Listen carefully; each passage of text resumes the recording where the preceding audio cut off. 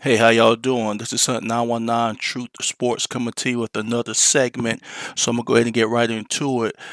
This is titled "What I Learned About Coach Prime's Coaching Staff After the Win over Baylor, where they won 38-31 in overtime." So let's get right into some notes. This game did show the resilience of the Colorado Buffs, whether you like them or not. They definitely did not give up. They was down the whole game. I don't think they actually took the lead until they scored that touchdown to go into overtime, if I'm not mistaken. But regardless, it showed resilience because Baylor played well the whole game up until that last play. And no matter what, when you're watching them, you do feel like they do have a chance to win the game, which is really all a fan base wants from their team is watching the team that you know can win or at least can give themselves a chance to win, throughout the game, even if it's at the end of the game.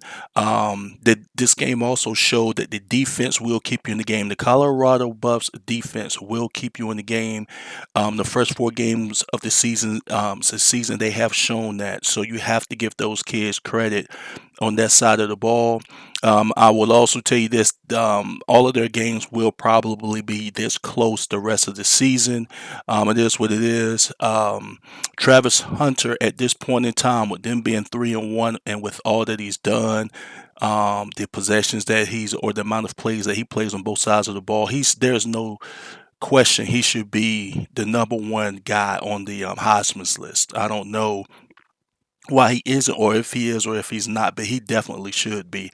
Right now, I don't think there's a better college player in college that affects both sides of the ball and is the MVP of their team, meaning they need him to play at a high level, on both sides of the ball.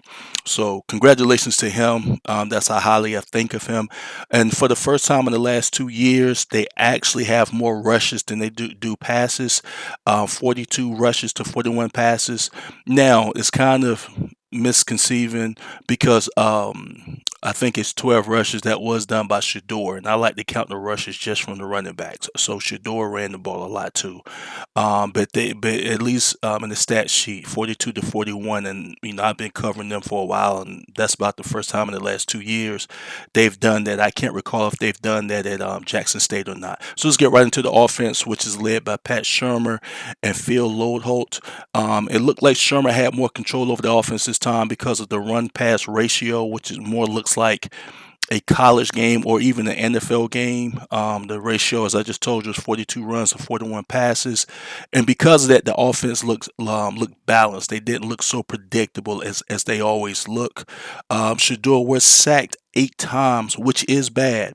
But from listening to some of the other guys who break the games down in the quarterback position, who are a lot smarter than I am at this football breakdown, they were saying that Shador is running too quick and he's not stepping into the pocket. He's actually running outside of the pocket. So I don't know how many of those 8 sacks is his fault, and how many of those 8 sacks is actually the offensive line's fault. So it's kind of hard to tell sometimes. And they also said that he holds the ball too long. So I don't know how many really to count against that offense. Welch, who I said should be the starter, if you followed me last week with the segments that I created, it was two different segments where I talked about Coach Flea should be fighting for his running backs room, and I also broke down the game from last week when they played Colorado State about how Welch should be their starter, and they did start him. The offense still got off to a slow start. That's just how they start. For some reason, they get off to a slow start. I did notice in the fourth quarter they did try a double reverse. It did not work, but at least they showed creativity, which is what a lot of us fans who are watching have been asking them to be a little bit more creative. By halftime, the offense had produced 17 points. The last game against Colorado State, they had produced 14 points by halftime, so that was pretty good. For the game, Shador went 25 for 41, 41 yards, and 2 touchdowns. This offense also produced 91 rush yards. So I gave the O line and I gave the offensive side of the ball. I gave them C plus to a B only because of the 8 sacks, and 8 sacks is just too many, regardless of how it happens, regardless of who fault it is. Um, And that's why I kind of gave them a C plus. 8 sacks was just bad. So it is what it is. Jump to the running backs, to the running backs room, which is coached by Gary Harrell or Coach Flea. I did a segment after the Colorado State game that I just talked about, where I told him to fight for the running backs, and he still needs to do more fighting because the last game they got 19 carries. This game they got 21 carries. Um, I think it was 21 to 24. I think it was 21. And then Shador had a lot of those carries. It still wasn't from the running backs. But the running back themselves went 21 carries for 63 yards. Between Augusta and Welch, they did have 2 touchdowns. Well, those 2 touchdowns was by Welch. Augusta led them in rushing. So I still would like to see more production from the running backs to see, what they can do and the effect that they can have on the game. Again, the leading rusher was Augusta. He went 12 carries for 41 yards with a 3.4 average. There were 3 rushing touchdowns. Shador got one, and then Welch got the other two. I would like. They did have the rushing game. Did have a presence on the game. When I say rushes, I mean if you combine all of them with Shador, they did have an effect on the game. As I just said, it was for the 2 rushes overall. So the rushes produced 91 yards and 3 touchdowns. So I gave them a B for productions for the running backs and the rushing game because they did produce 3 touchdowns and they almost did hit 100 yards. I think last week against Colorado State they did hit 100 yards, but it was good enough to win the game. And it's good to see the running backs get some shine and see them break into the end zone or break that goal line for a touchdown. Let's get into the wide receivers room led by Jason Phillips. The receivers looks great, or they looked great as they always do. Travis led the receivers again with 7 catches for 130 yards with an 18.6 average per catch, which is crazy. Last week, Travis also led the group with 13 catches and 100 yards and 2 touchdowns. Amarian Miller had a touchdown catch on a great catch and run. I'm gonna do a segment on him. So that was a big play for them. It was a play you normally don't see. You think a guy's down, then he takes off running. You don't see that play a lot. LeJontay Wester had 4 catches for 68 yards, but his most important play was on that Hail Mary touchdown. And you have to give the kid credit because a lot of us, when you watch on TV, until they said it was raining, I didn't know it was raining. So for him to, when they played in slow motion, I was able to see the rain. So, he made it look easy, but that's got to be tough, trying to catch that ball through the rain like that. But he did a great job to secure that catch. So I was proud to see him do that. And we all know that his name and this catch, along with Shador's, will go down in their history, in the school's history. It's one of these last second catches or one of these last second, wins because it propelled them to a win. Shador did hit 10 different receivers just like he did last week, which is excellent. That means that if you get open, he'll get you the ball, so you have to be on point. It also makes the cornerbacks have to be on point, and this was a big deal because they went up against the number one pass defense in the nation, in Baylor. They outperformed the Baylor receivers. Colorado had 25 catches for 341 yards and 2 touchdowns. Baylor had 11 catches for 148 yards and 2 touchdowns. So with the receivers producing 341 yards and 2 touchdowns, including the game-tying catch and the game-winning rush to put to put them in the lead in overtime. I gave the receiving room an A. They were just excellent to me. Of course, they're gonna drop a couple of passes. I'm one of these guys who understand you're gonna drop some passes sometimes. Everybody make big deals out of drops. You're gonna have drops sometimes. So I give them an A. The defense, which is led by Coach Vincent, Coach Lewis, Coach Livingston, Coach Hart, and Coach Mathis. The defense looked great. They were very effective. Now, early on, the Baylor offense was trying to run that quick, hurry up offense, but the defense adjusted well to it. Number 7, Cameron Craig, one of my favorite guys to watch from Jackson State, where he transferred from Jackson State, was very effective. He was all over the field. And according to the broadcast, he's actually their third pro prospect behind Shador and Travis. So congratulations to him. His story is crazy. I may do a segment on him one day.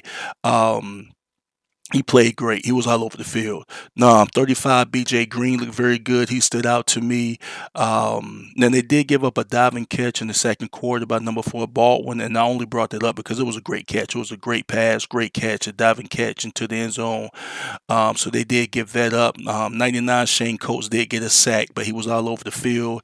Now the defense only gave up 7 points in the second half, including overtime, which is a great feat. So that means that they've given up North Dakota State in the second half. They only gave up 6 points. Nebraska, they gave up 0 points. Colorado State, they gave up 6 points, and Baylor 7 points. So that means that they've only given up 19 points in the second half of the first 4 games. You got to really break that down. That means they've only given up 19 points in the second half out of all of the 4 games. They've in this game they only gave up 148 yards passing, 166 yards rushing with 3 touchdowns.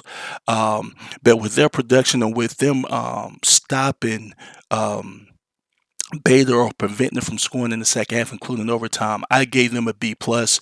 I just think they're the most important unit right now between the offense and the defense because the offense is getting off the slow starts. The defense is keeping them in the game, or the defense is making it so they can come back, or they have the opportunity to come back. So you have to give them their proper credit. Getting into special teams, it did look like Feely got hurt on making a tackle in one of the plays, so I'm not sure what's going on with him. I'm about to check the injury report. Matter looked good. He hit his field goals, and he actually got lift. Excuse me, on his field goals, which is something he hadn't been doing. He's been kicking very low kicks, and he's been missing, or they've been getting blocked.